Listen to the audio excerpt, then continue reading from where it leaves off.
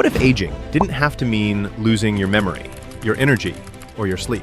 In this episode, Dr. Sandra Kaufmann, author of The Kaufmann Protocol, shares simple, science-based tips to protect your brain, keep your gut healthy, and fight the damage that makes us feel older.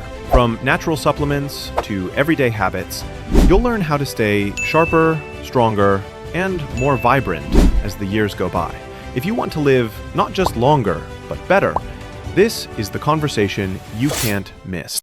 We're back with Florida pediatric anesthesiologist Dr. Sandra Kaufmann, author of the Kaufmann Protocol and Aging Solutions. Aging Solutions, everything you want to know about supplements and more. Her books are rooted in her expertise in cellular biology, her extensive experience as a physician, her thousands and thousands and thousands of hours of scientific research. Her goal is for people to live longer and healthier. Welcome back, Dr. Kaufmann. Thank you. Good to be back. I'm so happy to have you. So last time we left off and we didn't talk about brain. And you have a couple supplements for brain, and I'd like to go over that with you. So if you could mention that. Sure. No, absolutely. I'm jumping into the thick of it. That's good. So the brain is similar to other organs in some aspects, and then it's sort of different from other organs in a lot of aspects. It's the same because it's the same cellular processes. So when I talk about the 7 tenets of aging, it holds true for cells in the brain, same as every place else. The caveat to that is that the brain is protected by something called the blood-brain barrier. And this is designed, or I shouldn't say designed, this sort of has evolved to protect the brain from various toxic insults that sort of circulate around the rest of us. Unfortunately, it also makes it harder to get drugs and nutrients into the brain to help the brain. So, help and hurt, a double-edged sword. So when we talk about supplements and adjuvants that need to get to the brain, the biggest hurdle is getting it through the blood-brain barrier. So when we talk about things, we need to sort of identify what's getting in, why, how, et cetera, et cetera. So the things that do get in that are extremely helpful are, one, astaxanthin. I believe we talked about that a bit last time because you love astaxanthin. I also like spermidine is amazing for the brain. I'm not sure if I remember if we talked about that or not. Tell us about spermidine. So spermidine is fantastic, and everyone always chuckles when you say spermidine because, yep, it was identified by looking at sperm. Von Leeuwenhoek, the inventor of the microscope, a couple hundred years ago, clearly was looking at someone's specimen, probably his own, but that's just a guess, and identified this molecule. It's a long chain, has some carbons in it, a few nitrogens, but it's a single length of a chain. And depending on the length of it, it's either spermidine, spermine, cadaverine, or putrescin. And you can probably guess by the names of these molecules that it smells terrible. But what the molecule does, it's truly amazing. It gets into your cells. It protects your DNA from insult. So it sits in both the minor and major groove of your DNA. So it's a DNA protectant. It's a free radical scavenger. And one of the really cool things it does is it activates autophagy, which is cellular recycling. We know it gets through the blood-brain barrier, and it's been demonstrated to help with neurologic issues. So that's a big one. I noticed on your chart where you go through your 7 tenets, and we're going to talk about today, of cellular aging, spermidine is one of the 4 or 5 that hits every one of the tenets. And if you explain how do people take spermidine, what time of the day is best to take it, and offhand, if you happen to know what the typical milligrams works best. So excellent question. So spermidine, it is part of the circadian cycle, and it does help people sleep. We do not know yet exactly what time one should take it, but I'm trying to figure that out. I presently take mine in the morning, but at the moment I don't want to preach that because I don't really know. In terms of dose, we're also working on that one as well, because spermidine that comes naturally from whey protein is different than the one that's made synthetically. We don't exactly know why that is true. We just actually don't know. And it seems like dosing is different, efficacy is different. It just is. But I will tell you that the natural stuff is way better than the synthetic stuff. Right. Some come from wheat germ? It does. It absolutely does. And I actually think the best company is something, it's called Oxford Healthspan. I fell in love with this and reached out to them years ago, and I think I'm on their board. I sort of lose track of what board I'm on. I don't get paid anything, but I just think their product is exceptional. It's extremely good for everyone. No one can be allergic to it or not tolerate it because it's endogenous to all of us. Unfortunately, as we get older, we have less and less of it in our bodies, and our requirement goes up. So anyone should be on spermidine because it's one of those natural things that is just unbelievably beneficial. MacuHealth is a nutritional supplement leader. Our targeted formulas include MacuHealth for daily eye health, MacuHealth Plus for aging eye support, Vitreous Health for vitreous care, Vision Edge Pro for visual performance in athletes, TG Omega-3 for ocular and systemic wellness, and MacuHealth DM for eye and metabolic support. Call MacuHealth today and mention this podcast for special discounts. Experience the difference with MacuHealth. Nutrition you can see. I interviewed Dr. Yurth, Elizabeth Yurth. I don't know if you're familiar with her, your friend. I've heard of her, yeah. So she also is, was very big into the spermidine. She likes it. She also likes urolithin A. Have you looked into that at all? So I have. I think a lot of the urolithins are quite healthy. A is great. I'm more of a generalist, however, and urolithin comes from ellagic acid. When you eat ellagic acid, and that of course comes from pomegranate, so you can decide what point along the chain you want to intake it. I eat a lot of ellagic acid, and it gets broken down to all of the urolithins in your GI tract. And I find that they're all extremely beneficial. Each one, it's basically a giant honeycomb of a molecule. And over time, it gets little chunks of it sort of like unwind and get chunked off. So there's urolithin A, B, C, and D, and they all have various benefits to your cellular health. So rather than just take A, I take the mother of them so that I get all of them. But it's extremely beneficial for many reasons in your cells. And continue with the brain. How about magnesium threonate? Oh, I love magnesium threonate. So people in general, all over the globe, are magnesium deficient, and everyone takes magnesium supplements. Not everyone, a lot of people do. The key is, what is magnesium tagged to, right? There's magnesium oxalate, magnesium calcinate, magnesium this, magnesium that.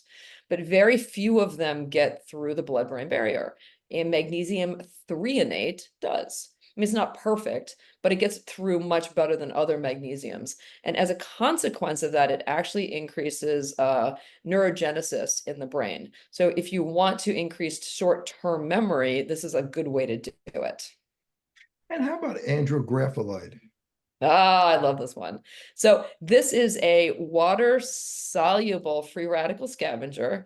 The caveat, and I underline this many times in my book, it just tastes terrible. And I really wish someone would create a formulation so you don't have to take it or taste it, because it's incredibly bitter.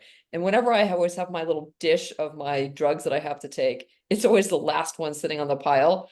It just tastes terrible. That being said, it's extremely potent, extremely beneficial, gets to the blood-brain barrier, and it's a good complement to astaxanthin because one's water soluble and one's lipid soluble. So it sort of gets in different compartments into the brain. But you could take it in a capsule, can't you? You know what? I tell you, they don't really make it in capsules. It's always in one of those nasty tablets that tablets. kind of gets on your hands and in your tongue, and then you sit there and you try to find something to cover the taste. It's a great agent. It's just terrible. And is the same thing as angiographism? Yes, it is. So Dr. Kaufmann, I want to ask you, we were talking about the brain before the break, and I do want to ask you something, to put back on your anesthesiologist hat for a second. When people go in for anesthesia for a surgery as they get older, how much do we have to worry about them losing memory? That is an excellent question, and it depends on how old you are, depends on how much neurological function you're sort of already losing, and then it depends on how long you're going to be under anesthesia and what type of anesthesia you're having. So lots and lots of variables. Most people do very well. The caveats to that, if you already have neurologic disease, you're bound to have more, only that you've sort of like crossed the threshold. You probably have ischemic disease in your brain, so we are going to, may knock off a few extra brain cells. Normal anesthesia is not so bad. Spinals are going to be better. And then probably the granddaddy of them all, cardiac bypass, is extremely hard on people with neurologic disease. People get something called bubble brain, where because they're on bypass and their blood's being shunted through a machine, they just don't tend to recover as quickly. So if you're going to be in a situation such as that, I just recommend that people be on a longevity protocol at least a month before surgery to be self-optimized prior to undergoing anesthesia. And what do you think about peptides for the brain, such as Cmax, Selank? Have you looked into that at all? Oh, absolutely. So peptides are really an interesting phenomenon. But peptides work in a very specific manner. What peptides do is it takes a short chain of amino acids, usually somewhere between 2, even up to 20 amino acids. That's pretty long, but they're short. Then they go into your cell and they turn on your DNA and they basically give it an instruction, make such and such a protein, right? And if your cell can do it, it will, right? You're just choosing one thing and you're making it. The problem with that is that most people take peptides, but their cells are not optimized such that you're not doing yourself any favors. For example, you can yell at someone to do something all day long, but if they don't have the capacity to do it, it's not going to happen. So generally, when I create the hierarchy of longevity or my pyramids for people, you start with cellular optimization. So if you don't fix the first 7 tenets of aging, and let that sit for 6 to 9 months, peptide therapies are not going to be very efficacious. Right. So once your cells are optimized, then peptides are fantastic. And I have used a few of the brain peptides, and I think they're delightful. You can't use them all the time, but you can certainly use them in for limited time periods. Do you prefer Selank over Cmax or vice versa? I think they're pretty comparable, actually. So let's move on to the gut. Let's talk about AKG, alpha-ketoglutarate, to protect the intestinal wall. Tell us the barrier. Tell us about that. Yeah, sure. So what's really interesting about the gut, it basically boils down to 2 different factors. Number 1, your body, the gut, the lining of your gut is probably the longest, biggest surface area that is presented to the outside world. And people don't tend to think of it that way. But it is. So the gut lining is extraordinarily important. It turns over extremely quickly, and it has to keep out the bad stuff and keep in the good stuff. And over time, the cells themselves fail, the junction between the cells fail, you get leaky gut syndrome. So all of these toxic things start coming in, and then people get, like low-grade sepsis, blah, blah, blah, blah, blah. So that's our body falling apart. But the other thing that we have to consider is the population that lives within our gut. This, of course, is our microbiome. People hear that word a lot. And what's really freaky is if you take all of the bugs on your body and you compare them to the number of cells in our body, there's more bugs than us. So we are essentially just a big giant birdhouse for all the birds that are living on top of us. So we have to absolutely respect these bacteria. As we get older, they become less and less diverse, and that actually becomes quite problematic. The other thing, we have to think about them as part of our metabolism. So when we eat a food, we don't actually metabolize that food directly. The food goes to the bugs. The bugs metabolize the food, spew out the metabolites, and we absorb the metabolites. So depending on what type of bacteria you have, will determine on what we absorb and therefore what goes to our cells. So it's an extremely complex system that we sort of have to respect, that of course falls apart as we get older. So how do we do this? We need to absolutely make sure that the gut lining is optimized. And one of the things I do talk about is alpha-ketoglutarate. As a molecule, it does innumerable things. Going through the tenets, number 1, it is a very potent epigenetic modifier. So it keeps your cells in line with what it needs to do. It's also a huge part of the electron transport chain. So it helps us, it spews out things that makes peptides and proteins, and that keeps our gut line healthy. It just does a lot of really important things around your body. A lot of people like it because it helps make muscle, et cetera, et cetera. But it does keep the gut happy and healthy, and that's extraordinarily important. And aloe vera, which also acts as a probiotic. Tell us about that one. So I love aloe vera. It is the cheapest, most useful plant on the planet, I think. I mean, everyone has an aloe plant growing somewhere. You know, you would burn yourself. Your mom would chop off a leaf and throw it on your skin. But it's just amazing. It must have at least 80 some useful ingredients in it. So it's good for your skin. It's good for your hair. It tastes terrible, but that's not the point. When you put it in your gut, it breaks down. It's an epigenetic modifier. It breaks down into the PUFAs. One of the really amazing things about it is one of the metabolites is butyric acid. And this is extraordinary, or butyrate rather, extraordinarily important for gut health. The problem is you can't just eat a piece of aloe because part of it actually gives you diarrhea, and that's the bad part. But if you eat the processed capsules, that problem sort of goes away. So it keeps you regular, which is nice, keeps your gut lining nice and healthy, and it's amazing for your skin. So super amazing plant. In the first episode that we did last week, we talked about sleep, and you went into some of the pathophysiology of sleep, and we talked about melatonin helping you fall asleep. But there are a lot of people, they wake up at 3 o'clock in the morning, 4 o'clock in the morning, they can't stay asleep. And then you mentioned some supplements to help you stay asleep. You don't have to go into the pathophysiology. Again, if people want to hear that, they can listen to the first part. But tell us about some of the supplements again that could help us stay asleep. So melatonin is going to help us fall asleep, but what could help us stay asleep? So yeah, you're right. I don't want to drive all the pathophysiology back into this conversation, but it is absolutely crucial to be sirtuin optimized, which is going to be either resveratrol or pterostyrbine, because that's SIRT1. SIRT6, because 1 and 6 help you to stay asleep. That's something called fucoidan, and that comes from Japanese seaweed. And it's just amazing for other things as well. So you're not going to go wrong taking these things. And then, of course, NAD, either the precursor or NAD itself, in terms of an IM sort of thing or a patch, is going to be absolutely crucial. If you get through those things, and then spermidine and then selenium, those are big on the list. And then if you get through all of those standard things and you're still not sleeping, then the cherry on the cake, or the cherry's not on a cake, the cherry on the sundae is it's nobiletin. And it's sort of a little bit more esoteric. I think there's only one company that makes it. I believe it's Nootropics in the US. I import mine from South Korea. But nobiletin.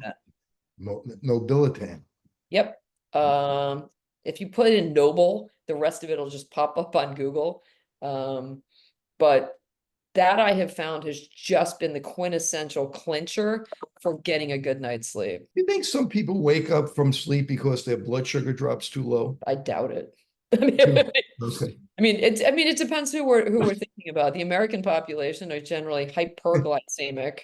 Mm-hmm. I mean, if you take your hypoglycemics right before bed, it's certainly possible. I mean, I have done it, but then I'm a bit wackadoodle, and I took too many hypoglycemics one night, and at 3 in I was standing there in my pajamas eating frosting out of the refrigerator because I know that I had done, but I don't think most people do what I do to myself to themselves. And I know you're interested in exosomes, and I am also.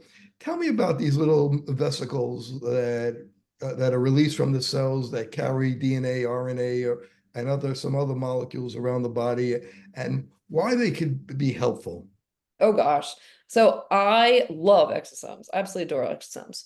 So the 30-second explanation for people that don't know what an exosome is that cells have to communicate with other cells via some mechanism. And what they do is they release either simple molecules or molecules in packages, and they travel around the body in a paracrine fashion to communicate information. So depending on the cell from which it comes and the cell to which it's going, the message will be different, right? So what we do is we use perinatal tissue, meaning, it's not the baby, but it's placenta, it's amniotic fluid, cord, etc. And you go in there and you take out the stem cells, and you milk the stem cells, the exosomes will carry messages of growth, regeneration, anti-inflammatory, all of these wonderful things that we need. So we can take those little packages, and they carry about 200, 250 different growth factors, cytokinins, chemokinins, et cetera, like heat shock proteins, all sorts of wonderful things. And it just rejuvenates tissue in us. And it's subcutaneous? Most people inject it IV. I will tell you the caveat here is that it's not FDA approved for anything, nothing. That being said, in the longevity world, it is extremely common to have it injected IV, and it sort of gets attracted to areas of your body that are inflamed. With more screen usage and indoor time, myopia, also known as nearsightedness, is increasing and getting worse in children. Now, certified eye doctors can prescribe MiSight One Day, the first and only FDA-approved soft contact lens to slow myopia progression in age-appropriate children. Visit CooperVision.com to find a Brilliant Futures certified eye doctor near you. Before the break, we were talking about exosomes, where we were talking how they're not FDA approved. But what are some things that people could use exosomes for that are helpful? And how often do you use them? That's very, very big questions. So usually, in terms of actual disease processes, they're amazing. I have used them for all sorts of systemic illnesses, people with autoimmune diseases, people with like psoriasis, just sort of inflammatory issues all over their body. I've given them to people with Crohn's, and they've done incredibly well. I've injected them into tendons, ligaments, aches, pains, here, there, everywhere. So in terms of what you can use them for, I mean, at this point, sky's the limit. I swear I've not run into a pathology that I can't fix yet, other than cancers and stuff, because that's obviously something bigger. In terms of how much and how frequent, it's a good question. Usually if you have pathology, I'll do it every month until they get better. Sometimes quarterly, but usually by month, and then you sort of slow it down as things get better and better. Personally, I inject once a month, come hell or high water. I've decided that it is a part of everyone's essential longevity pyramid after the age of 40. So I've been doing it once a month now for 3 years. So you do 1 day a month. You go to a place to get it IV. You do it No, yourself? it's called my kitchen. I go to my kitchen and I take them out of the freezer and I put an IV in myself and I inject. Wow, that's very interesting. Well, you look very, very young. So whatever's working, whatever you're doing is definitely working. Thank you. So let's talk about now. Let's go to the tenets.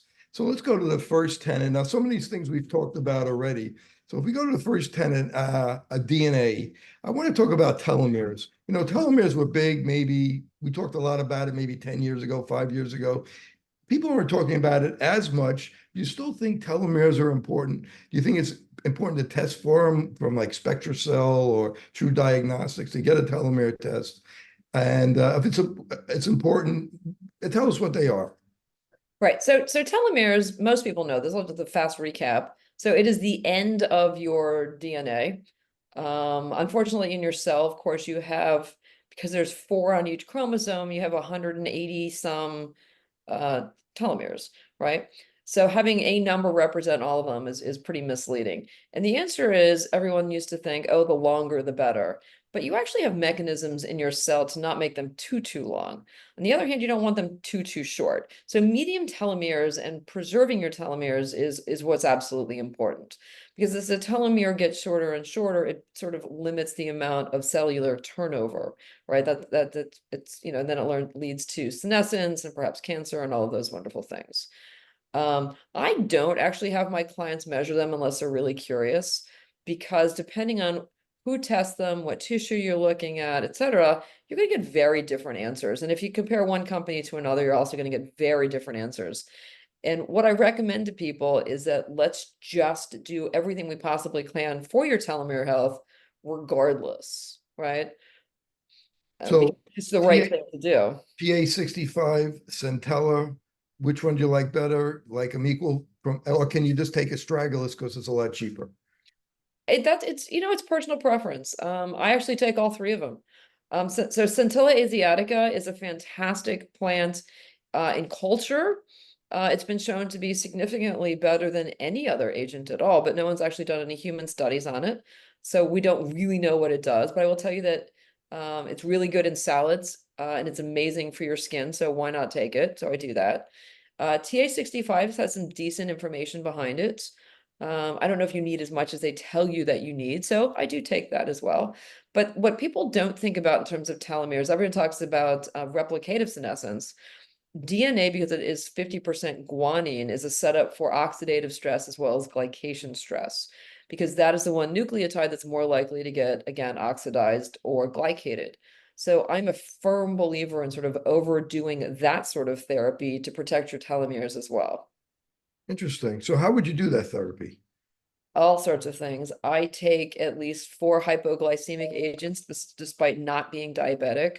I take a lot of transglycosylating agents because once a glucose is sitting on a tissue, you've got basically a limited window of time to be able to take that glucose off of it. So carnosine is a great example. It's a great transglycosylating agent. Hydralazine does it. There's a couple of sort of famous ones. And the other thing you can do is actually introduce an amino acid that it likes better, and the glucose will jump to your new amino acid versus the one in your tissues. Interesting. So, and spermidine is supposedly good for telomeres as well. Yes, it is. It absolutely. I believe that spermidine is probably good for your telomeres because, as I said, it wraps into the major and minor grooves and it protects your DNA from all of the oxidative and glycation stresses. So last week, we talked about some of the things in tenet 2 with energy and mitochondria, a little bit with NAD. But we didn't talk about the mitochondria, the transition pore that could stay open as Yes. we get older, and the mitochondria will die. And there's certain things that will prevent the mitochondria, that transition pore, from staying open too long and killing the mitochondria. So can you talk about some of those? Sure. So so interestingly enough, very few people have actually heard of that, and clearly you're perusing my book because it's not in too many places.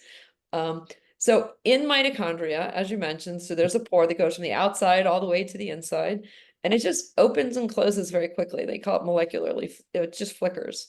And it's thought to be a pop-off valve, so like the pressure inside of the mitochondria doesn't get too elevated. We guess that's why it does it. We don't actually know. However, as you get older and older, the pore just opens more and more. And at some point, there's the threshold where all of like the toxic insides of the mitochondria go pouring out into your cytoplasm, and the mitochondria just dies. And unfortunately, when cytochrome C leaves the mitochondria, it's incredibly toxic, and that is a signal to trigger apoptosis and kill off the entire cell. And there have been some studies demonstrating that if you are having a heart attack and you can control your mitochondrial permeability pore, you are more likely to survive than die. So I think this is sort of a big deal. Now, how do we control it? This is the question. So you can do it by limiting free radical scavenging abilities or increasing them. So simple things like astaxanthin, delphinidin, all of those can actually be very helpful. And then there's like the big guns. Metformin is actually really good for it. Everyone's been poo-pooing metformin lately, but I think at low dose is extremely important. And this is one of the reasons. Spermidine does it as well. So there's just a couple of these just really incredible agents that sort of transverse all of the tenets. And this is one of the reasons that, for example, spermidine and metformin are so potent in all the different categories. And how about the sirtuin 3s? Do they help it? DHM and hinokial? Oh, without a doubt. So sirtuins control all cellular homeostasis, essentially. And so 1, 6, and 7 live in the nucleus, 3, 4, and 5 live in the mitochondria. And all sirtuins, because they control the direction manual of whatever the organ or organelle that they're sitting in. So absolutely, sirtuin 3 controls your mitochondria, and it controls the processes that control the pore. Absolutely. So again, as you're getting older, sirtuin 3 drops, everything else drops, you're sort of hosed. So you're absolutely spot on. Hinokial and DHM? yeah, dihydromercidin, thank you. Activate sirtuin 3 with the help of NAD, and they absolutely are the first point in control of the pore. And do you take both, or do you just take one of those, DHM Uh, and I OTO? honestly, I used to take both. I've sort of decided that I'm just going to take the dihydroamorelin. And it's pretty inexpensive, dihydroamorelin. Yeah, and what's funny about it is because your liver has a ton of mitochondria in it because you're processing all of the foods and molecules. If you drink alcohol and you're destroying your mitochondria, your liver fails, right? This is one of the problems with alcohol. So dihydroamorelin is actually sold as a hangover cure. Hmm. And what's really curious about this is I started buying a lot of dihydroamorelin and I started getting literature or, Instagram links from Alcoholics Anonymous because Interesting. why else would I possibly be on dihydroamorelin? So it was interesting you said about heart attacks, that this class could help with heart attacks, or if you're getting a heart attack, to maybe help you survive. So if you, God forbid, you have a heart attack, you're sitting in the hospital, is there any specific one you would take, or would you take a few of them? That's a really good question. I think by the time you're sitting in the hospital, you're sort of hosed because at this point, no one's going to give you anything that your doctor or nurse hasn't already told you to take. That being said, if you are at home and you're feeling it, I would pop Spermidine, I would pop Astaxanthin, I would pop Metformin. Right. So let's move to 10 and 3, the pathways. And pathways are very interesting. Let's talk about the AMPK pathway, and which is well, you explain it, how it's the opposite of one of the other pathways. Right. So your AMP kinase pathway and then your mTOR pathway are nutrient sensing pathways. And you have to think about AMP kinase a bit backwards. When you look at your cellular energy, sort of like the coinage is ATP, adenosine triphosphate. And if you know anything about molecules, energy is in the bonds. So if you have less energy, you have either ADP or AMP. So when you measure your AMP, it's basically measuring how much energy you don't have. And so when this is elevated, your body says, aha, I have to find energy. And it looks around your cell and it activates longevity pathways and things that put your body sort of on hold to increase longevity. mTOR is exactly the opposite. Do your patients know what presbyopia is? There are people who are afraid of the press. Have you talked to your patients about multifocal contact lenses? I've heard the bifocal, but not Right, multifocal. exactly, not multifocal. Do you need help with your multifocal strategy? Learn more at the conclusion of this episode. So tell us, but sometimes can't metformin also take away people's energy? Well, that's exactly the same thing. So what happens is metformin actually sort of deactivates or uncouples your mitochondrial system in the electron transport chain, right? So by uncoupling it, it is telling your body that you're making less energy. And that's what turns on your AMP kinase pathway, right? So yes, you do in fact have less energy. And in fact, you're not going to make muscle because you're trying to save energy, right? So again, you have to define your goals and figure out when you're going to do things. So for athletes that need energy and want to build muscle, I always tell people to separate drug usage, metformin and berberine, at least 8 hours from going to the gym. So, and we were talking about the sirtuin ones, some of the good sirtuin ones for circadian rhythm, resveratrol, pterostilbene, but you also have to have the NAD that we talked about last week. And if you go back to last week's episode, we talked about Dr. Kaufmann's panacea. She gave you 5 supplements that kind of cover everything if you don't want to take all these different supplements, which most people don't. Let's talk about mTOR. mTOR gets a lot of press because of rapamycin, and it gets confusing because, at least in my mind, because mTOR is protein synthesis. It builds things up, and we need to build things up in our brain. We need to build things up in our muscle.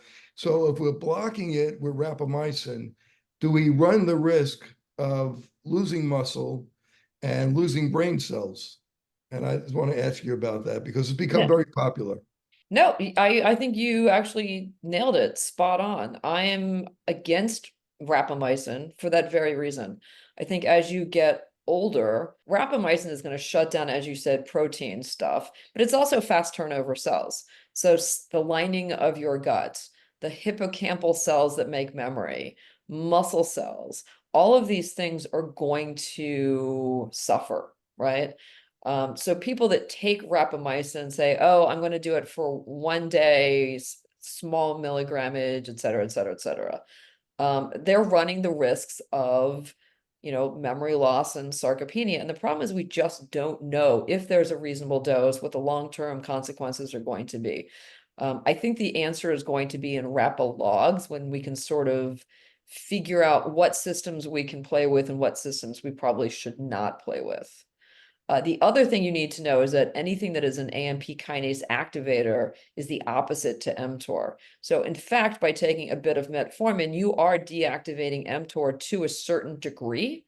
And I think that's plenty for now. Excellent. So we talked about sirtuin 6 before as a DNA repair, longevity, and you mentioned the brown seaweed, fucoidan and cyanidin. Which one of those you like better for sirtuin 6 protection? I love fucoidan. I physically have tried them both, and I found that fucoidan, I could feel the difference. So let's talk about tenet 4, which is quality control, DNA repair. I guess there's 4 DNA repair mechanisms. And with DNA repair, you talk about, I know about 2 that you talk, cat's claw is AC11 and fern block, polypodium. Talk to me about that, how that could protect our skin. And because we're protecting our DNA, obviously we're protecting our skin. Right. So you have all over your body every day in every cell, you have about 10 to the 4th to 10 to the 5th DNA errors per cell per day, right? So it's a lot. And a lot of it is from UV radiation damage. The vast majority of damage is single strand damage. Some of it's double stranded, and that's obviously more significant, but the vast majority is single stranded, and the vast majority again comes from UV radiation. There are 2 systems to fix that. There's nucleotide excision and then base excision, where your body just goes and takes out a chunk and then fixes it. As we get older, of course, these mechanisms break down. And the question is how can we make that better? Right. And as you mentioned, there's 2 plants. They're both tropical plants from different places in the world. One, in fact, is cat's claw, and one is polypodium. And the molecules within that, we don't exactly know what they are, but we're trying to figure it out, speeds up these DNA repair mechanisms. Therefore, you're going to reduce the risk of skin cancer just by taking these plants. And do you typically take them as a serum and put it on the skin, or you take it by mouth? No, it's by mouth. It's by mouth. Okay. So for people that live in sunny areas, I generally recommend astaxanthin to prevent the damage in the first place, and then the polypodium or the AC11 to help repair the damage that's left over. And do you prefer one over the other, the cat's claw or the fern block? Fern block is cheaper, so I generally recommend that one, but I think they're both pretty damn good. And how about with the senolytics? You talk about the senolytics. We kind of talked about that a little bit last time, but talk about that and why that's important. Senescent cells. So anytime a regular cell in your body undergoes this DNA damage and we cannot repair it, your body or your, let me back up. A normal cell undergoes DNA damage. And as we said, 10 to the 5th-ish DNA errors per cell per day. It shuts down, goes into a state of quiescence, and it tries to fix itself. And it can't, it becomes senescent. And some people call them grumpy, or some people call them zombie cells. I call them grumpy old man cells because they get fat. Archie bunker cells. What? Archie bunker cells. They definitely are Archie bunker cells. They are. They are grumpy. They are negative. It's contagious. It's just a negative, horrible thing. As you get older, you have more and more senescent cells. And they really do spew out negativity. They create something called the SASP, which is a whole lot of interleukins and cytokinins. And it sort of has this paracrine effect where cells nearby then also become senescent. So it's the one bad apple creates an entire bad basket of apples. And senescent cells can, they're incredibly inflammatory, so they're bad. We need to get rid of them. So we try to take anti-senescent therapies.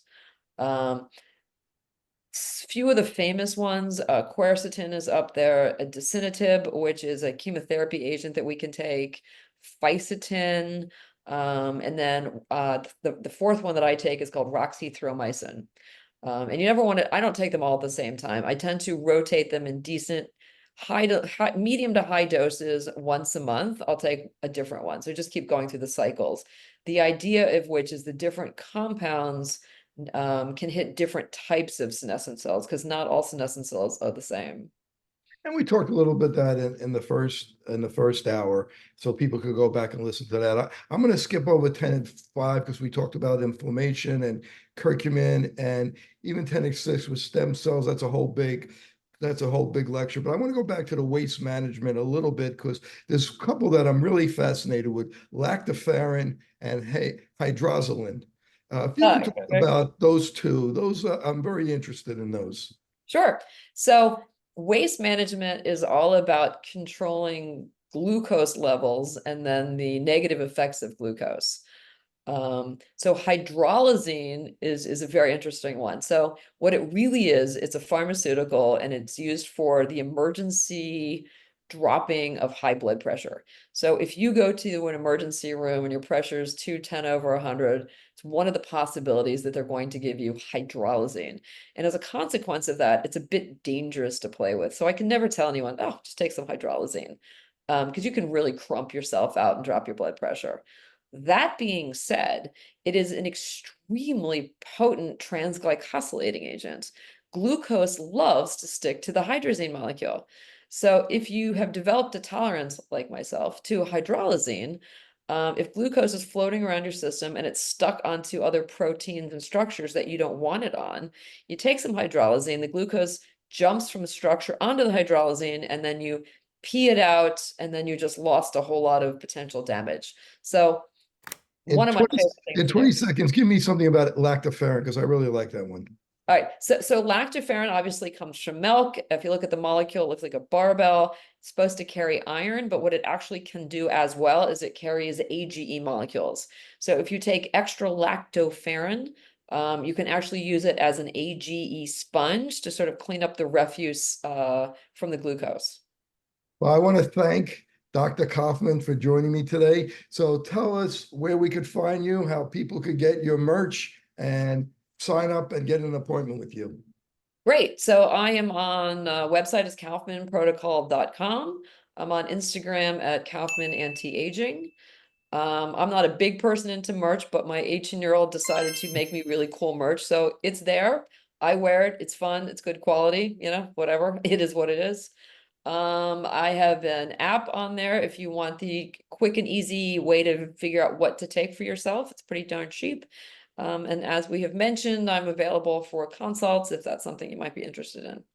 This is Dr. Kerry Gill for Open Your Eyes Radio. We'll see you next week. And I want to say thank you to Dr. Sandra Kaufmann.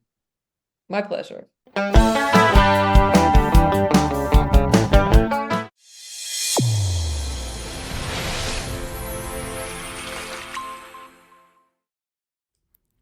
MacuHealth, your science-born and tested solutions for visual performance, macular degeneration, and dry eye syndrome. New products coming soon. Embrace the science.